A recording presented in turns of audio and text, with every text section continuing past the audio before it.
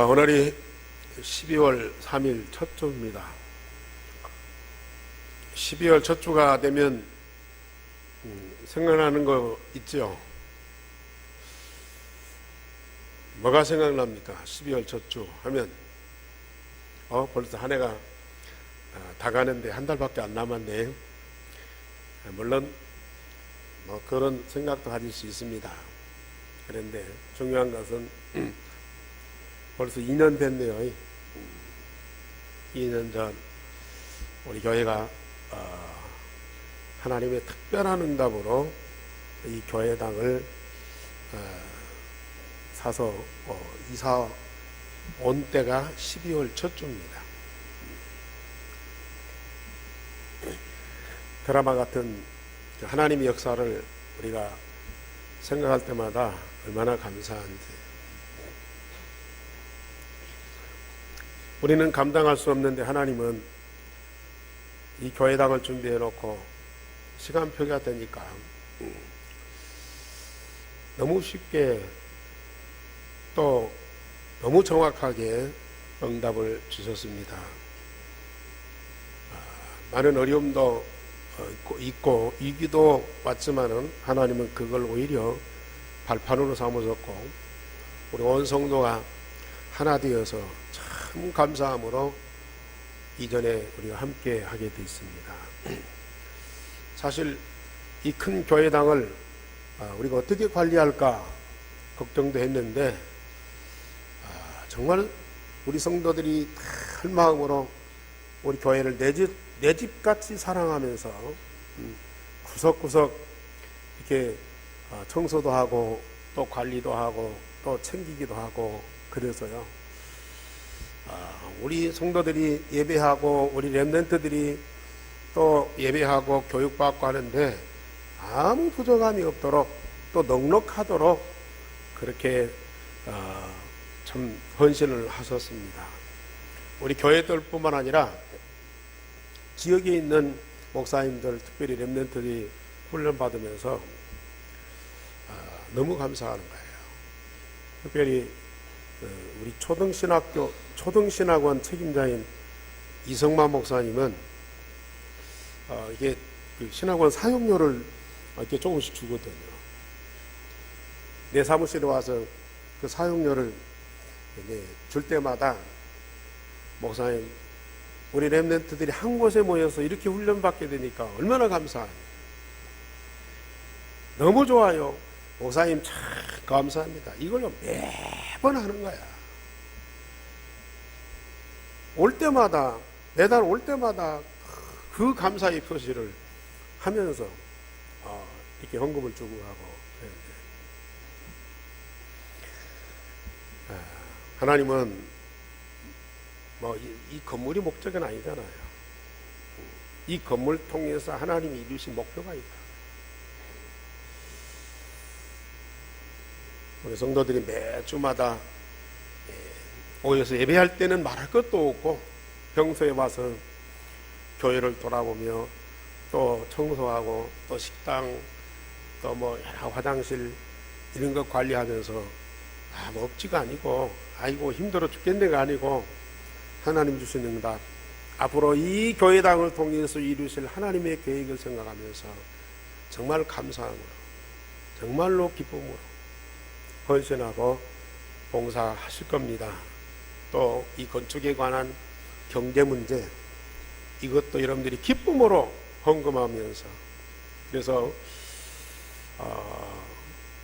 이 교회가 앞으로 하나님의 중요한 목표를 두고 미래를 향해서 도전할 때인데 하나님이 주신 응답을 인하여 정말로 기쁨으로 하나 되어서 함께할 때에 하나님은 큰 문을 여실 줄 믿습니다. 우리 하나님께 감사의 박수 드리십시다. 그동안에 정말 우리 교회 여러 가지 이 부분에서 기쁨과 감사함으로 헌신했던 그분들 누군지는 몰라도 우리 감사의 박수 한번 드립시다.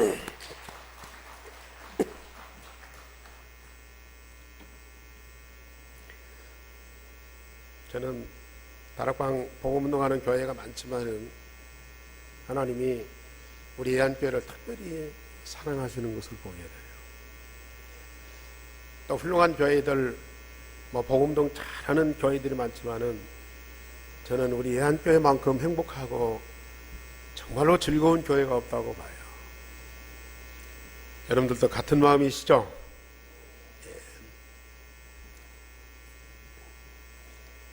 우리가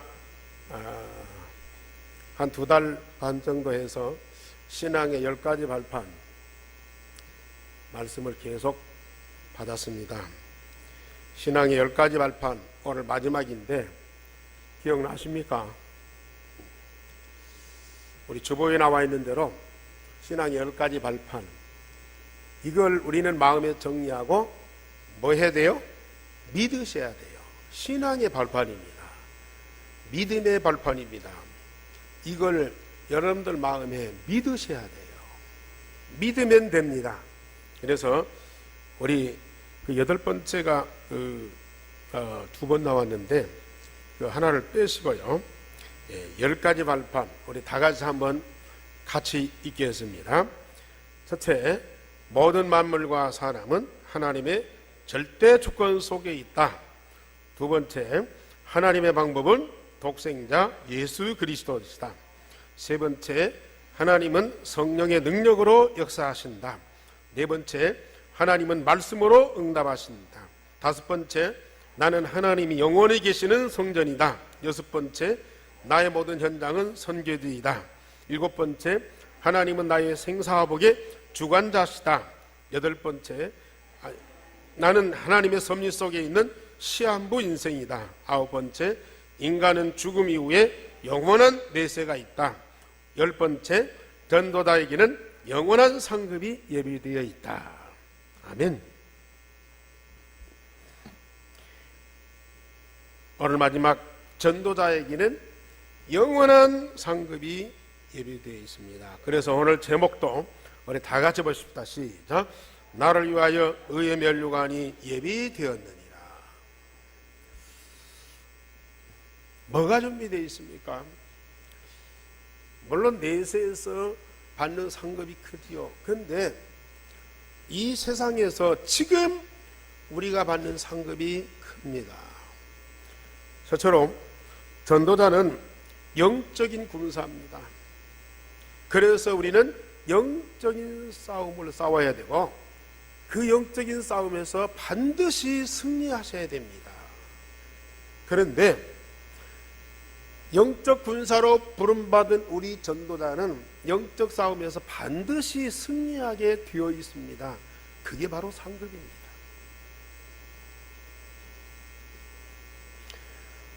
전쟁하는 사람들은 2등이 없잖아요. 1등 해야 됩니다. 전쟁에서 패배하면 바로 뭐가 돼요? 포로가 되고 노예가 됩니다. 전쟁에서 반드시 승리해야 돼요. 승리한 자에게는 개선장군, 나라의 모든 영광이 그들에게 주어집니다. 운동 경기에서 2등, 3등짜리도 메달 줘요. 그러나 금메달하고는 비교가 안 돼요. 1등 하는 자에게 금메달이고 그 금메달은 큰 영광이죠. 메달 그 자체가 영광입니다. 1등 하는 그 자체가 영광입니다. 우리 전도자는 영적 싸움에서 반드시 승리하는 영광을 얻게 되어 있습니다. 그게 바로 상급입니다. 예수 그리스도가 하나님을 대적하고 창세기 3장 문제를 일으킨 사단의 머리를 박살냈고 우리를 사단의 운명에서 완전히 해방시키셨습니다. 아담과 하와가 범죄하는 즉시 하나님은 여자의 후손이 오셔서 뱀의 머리를 상하게 할 것을 약속했고 그 약속대로 독생자이신 예수님이 오셔서 하신 일은 십자가와 부활로 사단의 저지른 일, 그걸 다 멸해버렸습니다. 마귀의 일을 멸해버렸습니다. 마귀가 지금까지 해놨던 그 모든 것들을 다 무력화시켜 버렸어요. 이해가 안 되죠? 우리 예수님이 이 땅에 오셔서 하신 일, 마귀를 없애버린 것이 아니고 마귀의 일을 없애버렸어요. 마귀가 해놨던 그 일이 얼마나 무섭고 더럽고 악한 일인지요.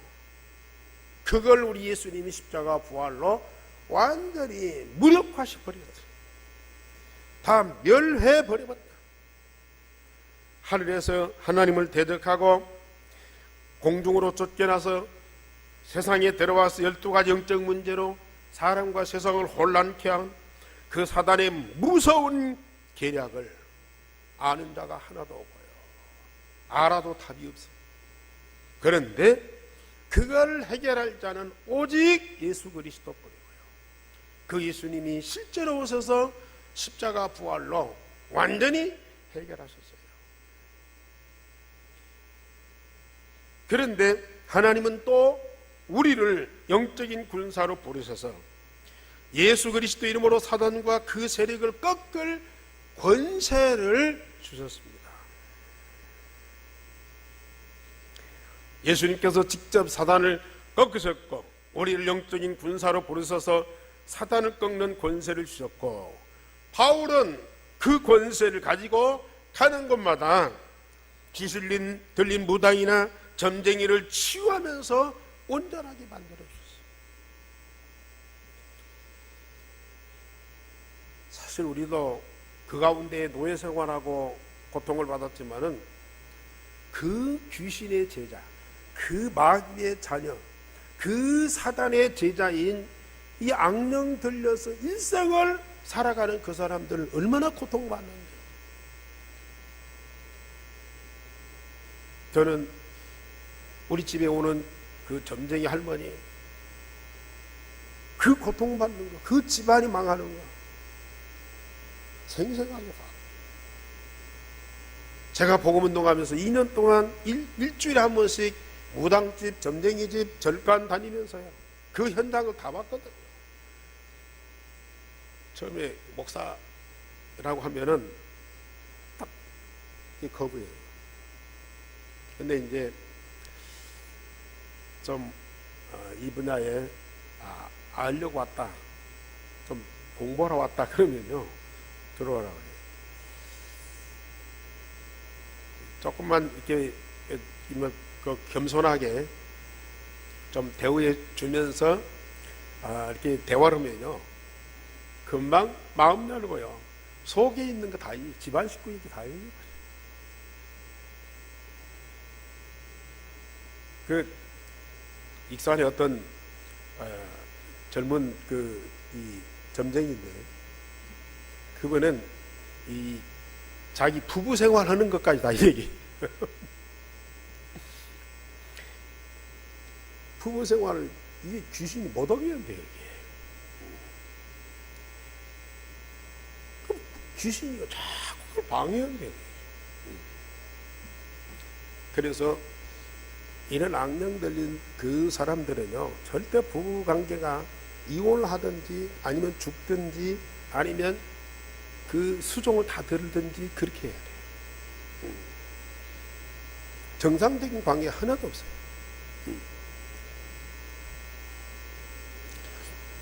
그런 현실을 보면서 성경이 맞다는 정도가 아니고요, 성경이 어떻게 그 영적인 사실을 정확하게 알게 하고 진단해서 그 답을 주는지, 우리가 거기서 빠져나오는 건 말할 것도 없고, 그 영적인 존재와 그 하는 일과 그 결과를 정확하게 알고 그걸 해결하는 답을 가지고 그들과 영적 싸움을 싸우면서 승리할 수 있는 자리에 있는 우리가 얼마나 감사한지.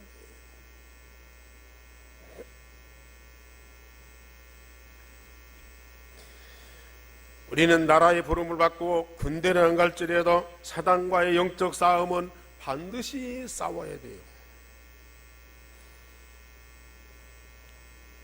만약에 우리가 이 영적 싸움을 싸워서 승리하지 않으면 마귀의 운명 속에 들어가 있는 마귀의 자녀고요, 마귀의 종노릇을 철저히 해야 된다니까요. 목사는 안 그렇습니까? 신학을 공부하고 성경을 가르치고 예수를 전하니까 목사는 예입니까? 천만의 말씀이죠. 이런 영적인 존재에 대한 정확한 이해가 안 되고 거기에 대한 확실한 답을 갖고 있지 않으면 목사는 더더군다나 이 사단의 표적, 사단의 우는 사자처럼 삼킬 자를 두루 찾고 있는데, 사단의 그 밥, 사단이 제일 먼저 공격하는 그 밥이 바로 이 목사예요.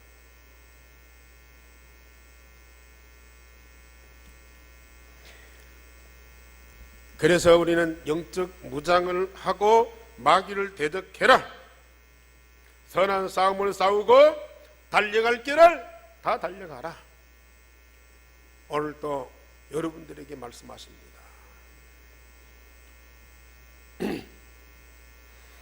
그런데 우리가 복음을 가지고 가는 현장마다 사단과 흑암 세력이 무너지고 생명이 살아나고 하나님 나라가 임하게 돼 있어요.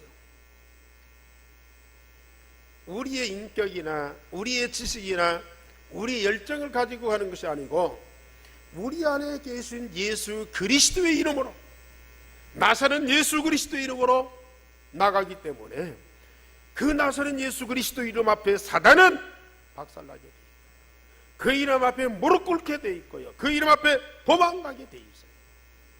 그러니 영적 싸움 싸우는 영적인 군사 우리는 가는 곳마다 승리하게 돼 있다니까요. 요한복음 16장 33절에 너희가 세상에서는 환난을 당하나 담대하라, 내가 세상을 이겼노라. 사단과 세상을 이기신 그리스도가 내 안에 계시고 우리는 얼마든지 그 이름을 부르면서 응답받고 사단과의 영적 싸움에서 반드시 승리하게 돼 있어요.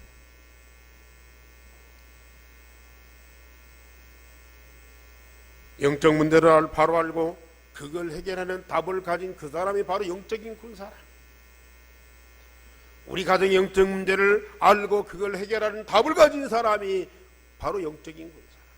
우리 직장의 영적 문제를 알고 그걸 해결하는 답을 가진 사람이 그 현장의 영적인 군사라. 반드시 승리하게 돼 있는 하나님의 사람이라. 그 영적 싸움에서 반드시 승리하는 영광을 하나님이 우리에게 상급으로 주셨습니다. 승리하고 그 영광을 누리시기 바랍니다.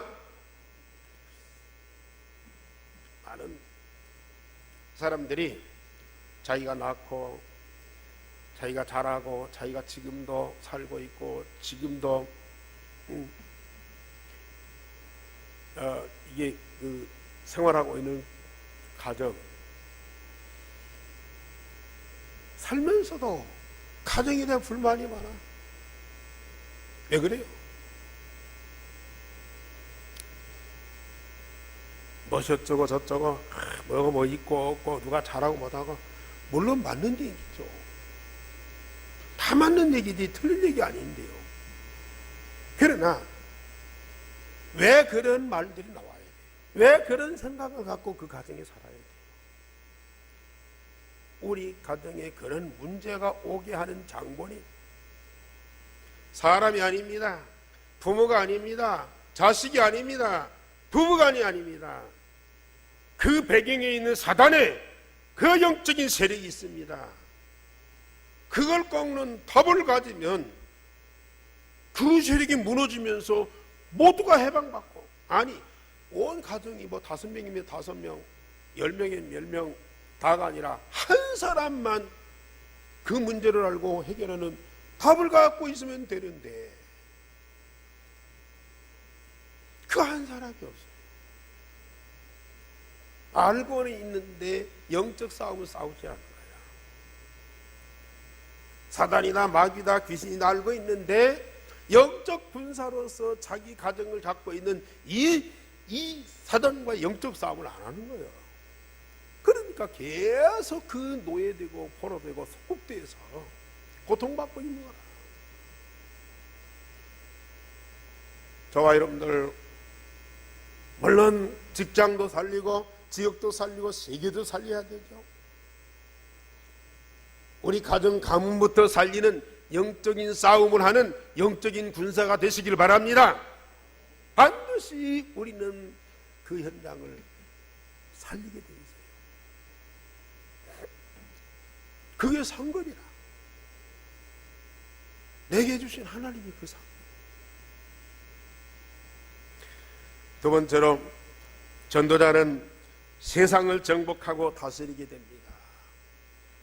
사람과 세상 잡고 있는 사단을 꺾고 그 영적 싸움에서 승리하게 되면 그가 잡고 있는 사람과 세상을 우리가 정복하고 차지하게 돼 있어요.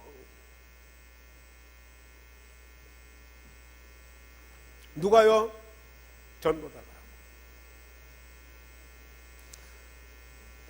우리 하나님이 아담과 하와를 창조할 때 하나님의 형상 가진 남자와 여자로 만드셨어요. 그리고 그들에게 복을 주어서 생육하고 번성하고 만물을 정복하고 다스리도록 권세를 주셨어요. 그러니 우리가 복음 통해서 하나님의 생명을 가진 하나님의 자녀로 구원받았다면 반드시 세상 만물을 정복하고 다스리는 권세가 주어지게 돼 있어요.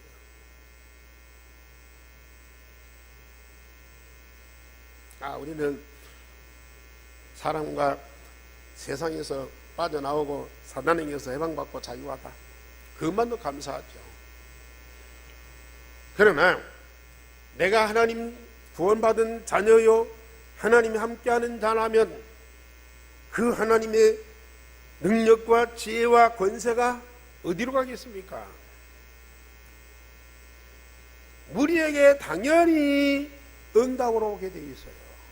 그 응답 가진 자가 사람과 세상 속에 들어가고 있어요. 아니,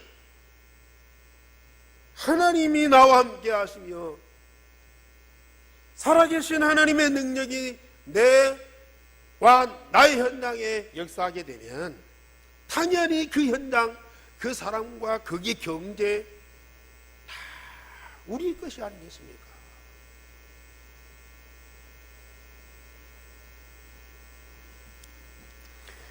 유일성의 복음을 증가하여 사단의 노예된 자를 해방시키고 하나님의 생명 가진 하나님의 자녀가 되게 하셨습니다. 세상은 사람을 많이 죽이고 전쟁에서 승리하면 영웅이라고 그래요. 사람을 많이 죽이고 많은 땅을 차지하면 영웅이라고 한다니까요.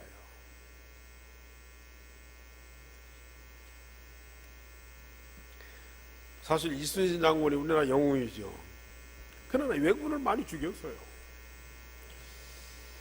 그 전쟁에서 싸워서 승리하려면 어쩔 수 없어요.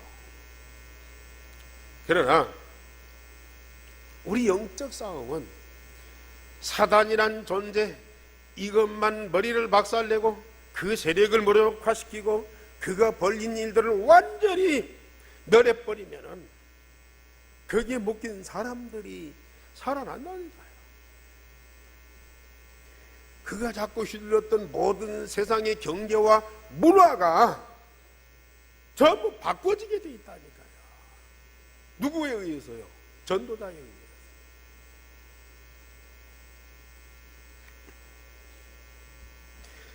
영적 싸움은 죽은 자를 살리고 멸망자를 축복의 사람으로 바꾸는 겁니다. 살리는 전쟁이죠. 오직 복음의 능력으로만 가능합니다.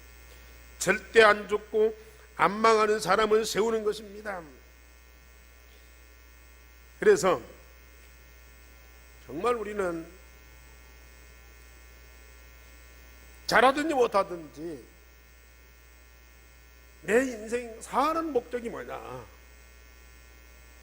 복음을 통해서 사람 살리고 현장 살리고 세계 살릴 그 전도자의 마음, 그 전도자의 직무. 오늘 바울이 디모데에게 세상 사람들이 이러쿵 저러쿵 다 한다.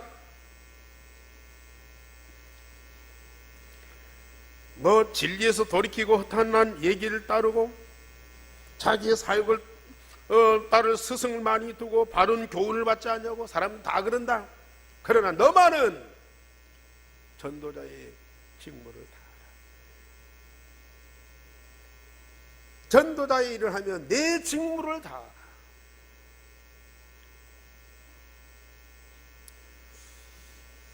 오늘 우리는 하나님의 음성을 들으시기 바랍니다. 여러분들이 전도자로 살아갈 수가 없어요. 하나님의 말씀만 제대로 들으면 우리 안에 계신 성령께서 그 일을 하게 하십니다. 오늘 이 시간 강단을 통해서 주시는 하나님의 음성을 마음에 딱 담고 사실적인 믿음을 고백해 보세요. 내 안에 계신 성령께서 얼마나 기뻐하시면서 이 말씀을 성취하시는 일을 쉬지 않고 이루어가고 계십니다.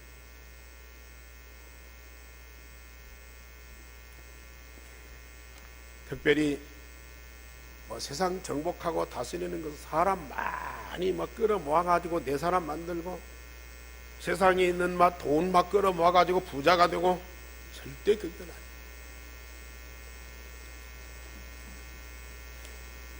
정말로 사람다운 사람, 오늘 이 땅에 절대 필요한 가장 중요한 사람, 그 사람을 만나고 그 사람과 더불어서 함께하는 것이 사람을 정복하는 거예요. 그러면 정말로 사람다운 사람, 이 땅에 가장 필요하고 가장 중요한 사람이 누굽니까? 하나님이 우리 현장에 꼭 준비하고 숨겨놓은 사람이 있어요. 제자입니다. 제자.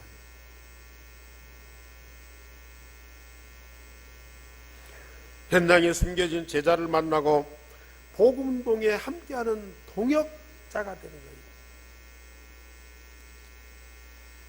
특히 영적 싸움에서 싸우는 영적 군사에게는 반드시 제자가 만나지고 그 제자와 더불어 영적 싸움 싸우는 동역자가 되게 돼 있어요.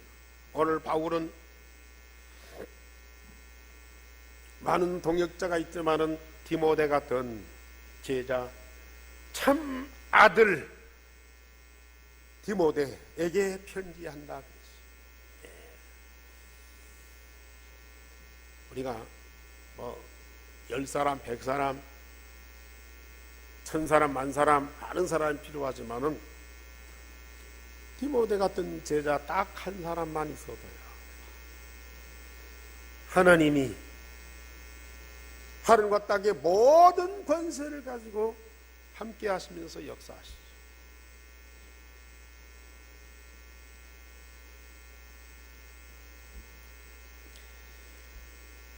한 사람만 있어도 시대를 변화시킬 수 있습니다.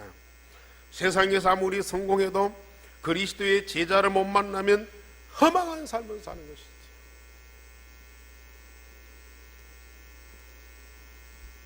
세상 사람들 그렇게 열심히 땀 흘리고 밤새워서 일하고 돈을 벌고 또 정치 이 활동을 하면서 수많은 사람을 끌어모았어요. 그런데 진짜 가슴에 남는 사람, 진짜 자기 마음에 담아진 재물 가진 사람 별로 없어요. 언젠가는 다 사라지고요, 흩어지고요, 배신하면서 떠나간다. 배신하면서 떠나간다.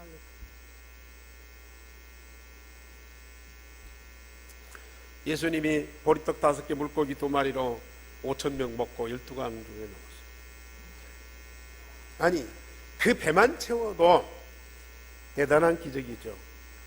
12광주리가 남는 그런 기적이 일어났어요. 그런 사람들 얼마나 좋아하겠어요. 예수님을 모셔서 이스라엘 왕으로 삼으려고 했어요. 예수님 이스라엘 왕 되면 첫째 먹는 거 해결돼요. 일 안 해도 먹고요. 자기 백성 굶어 죽이겠습니까? 두 번째, 이런 왕이라면 로마 아무것도 아니에요. 식민지에서 해방되는 날이 와요. 그러니 이스라엘 백성들이 얼마나 머리가 잘 돌아갑니까? 그래 예수님을 왕으로 모시려고 했어요. 예수님 그 눈치를 알고요 피했어요. 한적한 곳에 가서 기도하다가 다시 돌아왔어요. 그리고 그 제자들에게, 그 모인 사람들에게, 너희들이 떡을 먹고 고기를 먹고 배부르지 않느냐? 그러나 금방 배고프다. 너희 조상 이스라엘이 광야에서 40년 동안 그렇게 만나와 메추라기를 먹었어도 다 광야에 죽었다. 그러나 나는 하늘로서 내려온 산떡이니 보리떡, 물고기 그거 먹지 말고, 그거 달라고 하지 말고 나를 먹고 마셔라. 나를 먹고 마셔라. 나를 먹는 자는 영생을 얻었나니 영원히 죽지 않고 살리라 그랬어요. 그러니 제자들이 또 백성들이 황당할 수밖에 없어요. 도대체 이게 무슨 말이냐? 어떻게 예수님을 먹고 마시냐 말이야. 그러니까 백성들이 도대체 이게 이해가 안 되는 거예요. 아니 우리에게는 떡과 물고기 요것만 주면 되는데 무슨 참된 양식, 참된 음료를 준다고 그래요. 그래가 다 갔어요. 다 갔어요. 12제자만 남았어요. 12제자만 남았어요. 아마 다른 사람 같으면은 그 수많은 사람들이 몰려왔다 한꺼번에 싹 빠져나갔을 때에 그 허전함이라는 건 말할 것도 없죠. 또 예수님의 12제자 중에 이 가룟 유다 같은 배신자가 있다고 말이에요. 그 배신자를 생각할 때마다 우라통이 터지면서 세상을 다 부정할 거예요. 그러나 예수님은 당연한 것으로 받아들여요. 당연한 것으로. 왜 그렇습니까? 그들이 그럴 수밖에 없는 상황을 의심 알고 계시는 거예요. 그러나 어떤 일이 있어도 변치 않고 배신하지 않고 끝까지 남아서 복음운동 함께 할 자가 있다고 말해요. 제자입니다. 우리 성도님들 정말 여러분이 전도자라면요 하나님이 그런 제자를 준비해놨다가 딱 만나고요 함께하는 동역자가 돼요.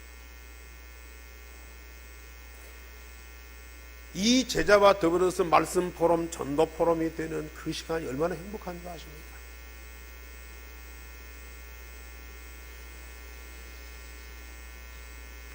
하나님은 그 팀이 함께 할 때에 얼마나 중요한 응답을 주시는 줄 아십니까? 이게 바로 하나님이 전도자에게 주시는 상급이라. 막 금빛 나는 메달이 아니에요. 그건요 금방 사라져버려요. 금방 녹슬어버려요.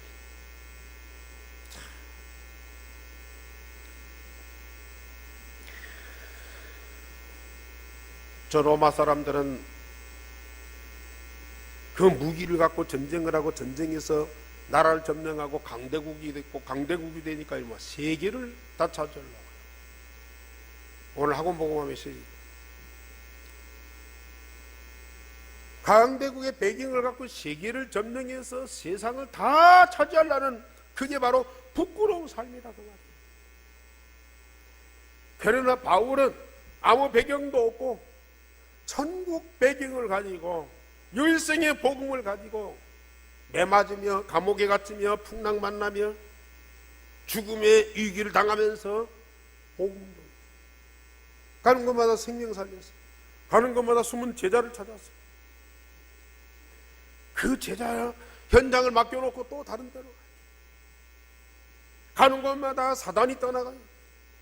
가는 곳마다 마귀의 세력이 무너져요. 가는 곳마다 이 하나님의 나라가 이루어져요.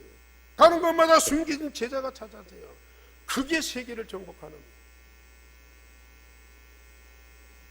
하나님이 바울에게만이 아니고 지금 저와 여러분들에게도 이 응답을 주시고 있습니다.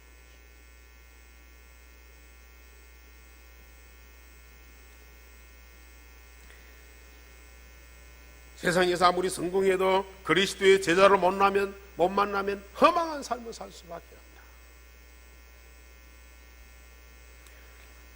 사단 때문에 무너진 가정과 경제를 회복하고 하나님의 나라를 이루어 이 땅의 전쟁, 기근 등 재앙을 막는 주역이 바로 누굽니까? 요셉이 총리가 돼서가 아니라 감옥에 있고 노예가 됐을지라도 애굽에 오는 재앙을 막을 수 있다면 그 자체가 바로 상급이라. 총리 자리는 아무것도 아니에요. 애굽에 오는 재앙을 감옥에서도 막을 수 있고 보디발 장군 집에 노예 생활하면서도 막을 수 있어요. 그게 바로 상급이라. 저와 여러분들에게는 이 축복을 주시고요. 장차 우리 후대들에게 하나님은 반드시 응답 주실 거예요.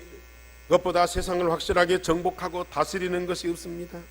정치인, 대통령이 할 수 없는 일을, 강대국 바로 왕이 할 수 없는 일을 감옥에 있는 이 요셉이 할 수 있었어요. 저 왕궁에 있는 사울 왕이 할 수 없는 일을 목동인 다윗이 할 수 있었다는 거예요. 왜요? 전도당이다.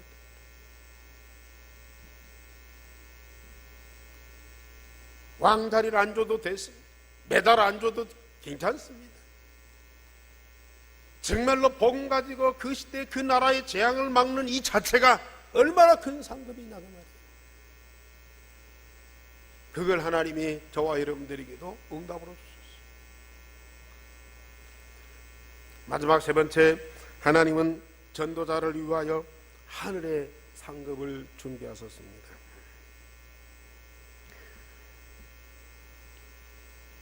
하나님은 작은 자를 영접하고 선자에게 냉수 한 그릇 대접하는 자를 결단코 상을 잃지 않겠다고 마태복음 10장 40절에서 42절에 말씀하고 계십니다. 작은 자를 영접하는 것은 나를 영접하는 것이다. 선지자에게 냉수와 한 그릇 주는 그것조차도 우리 예수님은 절대로 기억하면서 상으로 갚아주겠다. 왜 그래요? 전도자를 우리 예수님이 하나님이 얼마나 귀하게 여기실지, 자기의 중심에 있는 그 뜻을 가지고 일생을 두고 복음운동을 위해서 헌신하는 그 제자, 그 전도자 한 사람이 너무 귀중하기 때문에 그 한 사람을 영접하고 그 한 사람에게 냉수 한 그릇 주는 그것을 우리 하나님과 예수님은 절대로 잊지 않겠다. 믿으시기 바랍니다.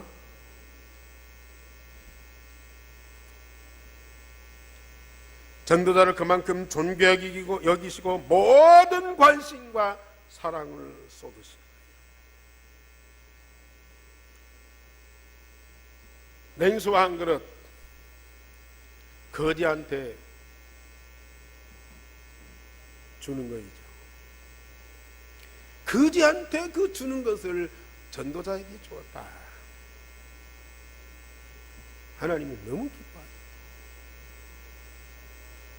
더군다나 전도자를 위해서 마음에 품고 계속 기도한다. 내가 전도 잘 못해도 전도자가 귀한 줄 알고 전도자를 마음속에 담고 기도하는 그 사람이 있다. 하나님이 얼마나 기뻐하시겠느냐. 전도자가 받는 응답을 그 사람에게도 줘. 저는 우리 가족들 위해서 별로 기도 안 해요.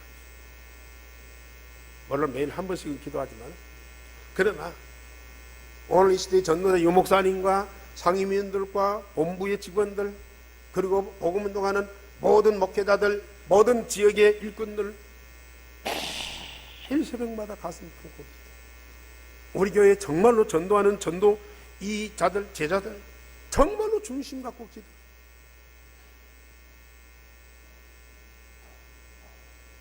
이건요, 돈은 몇 푼 줄 수 있어요. 기도는 아무나 할 수 없는 거예요. 돈은 아까워도 줄 수 있다니까요. 그러나 기도는 내 마음에 담아지지 않아. 한두 번은 그냥 지나간 말로 할 수 있어요. 그러나 그걸 지속할 수 있는 것은 그 전도자가 얼마나 소중한 것을, 그 소중한 전도자가 마음에 담아 있을 때에 가능한 것이죠. 그만큼 우리 중심 속에 하나님이 중요한 걸 담아주시고, 그 소중한 것이 담아있는 그 사람이 어떻게 응답받겠습니까? 어떤 삶을 살겠습니까? 이건 뭐 상상할 수 있는 거 아닙니까?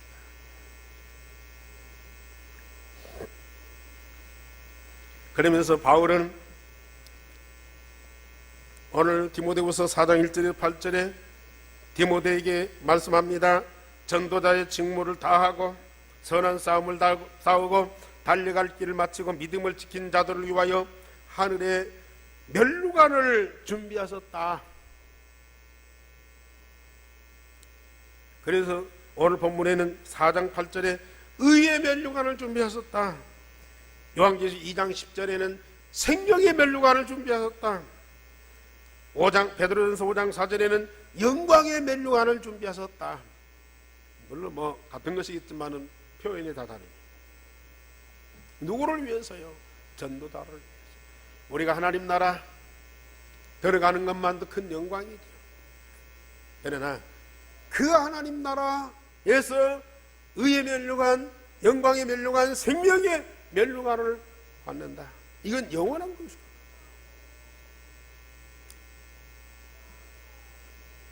챔피언이 되면 한 해가 지나가면 그 챔피언 벨트를 내놓아야 돼요. 1년짜리예요. 그러나 하나님이 우리를 위해 준비된 멸류관은 영원한 멸류관이다. 뭐 그게겠지 뭐. 물론 그렇게 생각하는 분들도 있겠지만은 정말로 전도자가 얼마만큼 하나님이 소중하게 여기시고 그 전도자를 위해서 준비된 멸류관이 있다면 얼마나 영광스럽겠는가. 오늘 말씀을 내 마음에 진짜 담고 사실적인 믿음에 고백하는 여러분들, 그대로 응답 받으시길 바랍니다. 진짜 응답 받으시길. 데살로니가 후서 2장 19절에는 내가 복음을 전한, 그래서 복음 받고 구원 받고 하나님 자녀된 자가 죽어서 천국 갔어요. 그 자가 천국에서 만났다. 얼마나 감격스럽겠어요. 사실 육신의 가족은요, 세상 떠나면 끝나요. 그러나 하나님의 생명 가진 하나님의 자녀가 이 세상에 사는 동안에도 이게 진짜 가족이고요, 하나님 나라에서는 더 말할 것도 없고, 사단 때문에 범죄하고 하나님 떠나서 영원히 저주받을 그 지옥의 고통을 받아야 할 사람이 변화가 돼서 하나님 나라의 영광에 참여하고 영원토록 함께하는 그 자리에 만났다. 바울은 그 사람이 바로 너의 멸류관이, 나의 멸류관이라는 것입니다. 여러분들 그 축복 누리시기 바랍니다.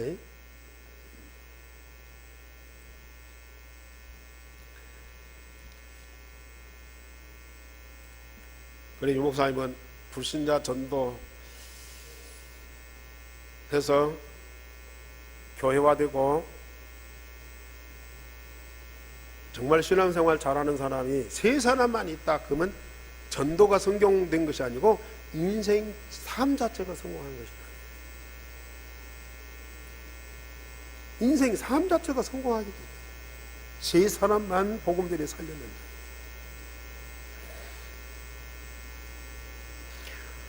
근데 뭐 우리 다락방 목사님들 이제 가끔 만나잖아요. 자주 만나잖아요.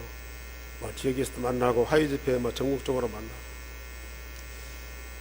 만나서 막수하고 뭐 잠깐 대화. 우리가 지금 이 자리에 있다는 것이 얼마나 감사한 일이냐. 이 전도자의 대열에 함께하는 우리가 얼마만큼 행복하고 축복받은 사람이냐. 이 감격을 누린다니까. 어쩌다가 우리가 지금 이 자리에 와야 되냐. 이것만도 너무 감격하고 행복하고요. 그러니 하나님 나라에서는 더 말할 것도 없죠.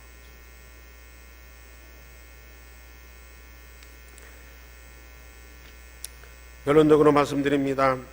세상에서 전도자는 최고 가치 있는 삶을 살고 절대 필요한 사람입니다. 하나님, 내가 부족해도 전도자의 삶을 살겠습니다. 하나님이 원하시는 복음운동을 위하여 내 인생을 드리겠습니다. 나를 써주세요. 오늘 결단하시라니까요. 오늘 여러분들이 고백하세요. 세상에서 가장 가치 있는 사람, 가장 필요한 사람, 전도자입니다. 일생의 복음이 각인뿌리 체일되고 오늘의 말씀, 오늘의 기도, 오늘 전도 흐름 속에 있어 보세요. 아니, 전도하고 안 하고 아니라 그 말씀, 기도, 전도의 흐름 속에만 있어도 우리가 얼마나 행복한 사람입니까? 이게 안 되면 죄송하지만 딴짓 한다니까요. 나는 필요해서 열심히 하지만 딴짓 하고 앉았어요. 나중에 보면은 꼭 시험 들고요, 싸우고요, 원망하고. 오늘의 말씀, 오늘의 기도, 오늘의 전도 속에 하루하루를 살아가지 않으면 열심히 일해놓고도 스트레스 받고요, 사람 원망하고 불평하고 앉았다니까요. 전도자의 삶이 아닌 삶을 살아가 보면은 정말 짜증나는 인생 살아야 돼요. 언제까지 그 살 겁니까? 우리는 말씀으로 모든 질병을 치유하고 모든 세계가 재창조되는 그런 응답을 반드시 누리는 자. 참 전도자의 축복을 누리시기를 주님의 이름으로 축원합니다. 이 전도자는 하늘에서 영원한 축복을 받을 뿐만 아니라 이 세상에서도 100배나 더 큰 응답 받는다. 이게 우리 주님의 약속입니다. 그 약속의 응답을 누리는 자리에 있는 모든 성도가 되기를 주님의 이름으로 축원합니다. 우리 아버지여, 감사를 드립니다. 우리에게 자녀 삼으신 것만도 너무 감사하고 세상과 모든 사람에게 있는 12가지 영적 문제, 그걸 알고 그걸 해결하는 탑을 하는 전도자가 되게 하소서오니 감사를 드립니다. 이에 일생의 복음을 누리며 그 문제에 대한 답을 주는 참 전도자의 삶을 살도록 성령께서 이끌어 주옵소서. 우리의 일생을 오직 성령이 말씀면 너희가 권능을 받고 예루살렘에서도 땅 끝까지 내 증인 되리라고 그 말씀을 언약으로 붙잡고 그 언약이 성취되는 응답 속에 사는 우리의 일생이 되도록 역사해 주시옵소서. 오늘도 그 응답을 풍성하게 누리는 우리 함께 모든 성도들이 되게 하옵소서. 주 예수 그리스도 이름으로 기도하옵나이다. 아멘.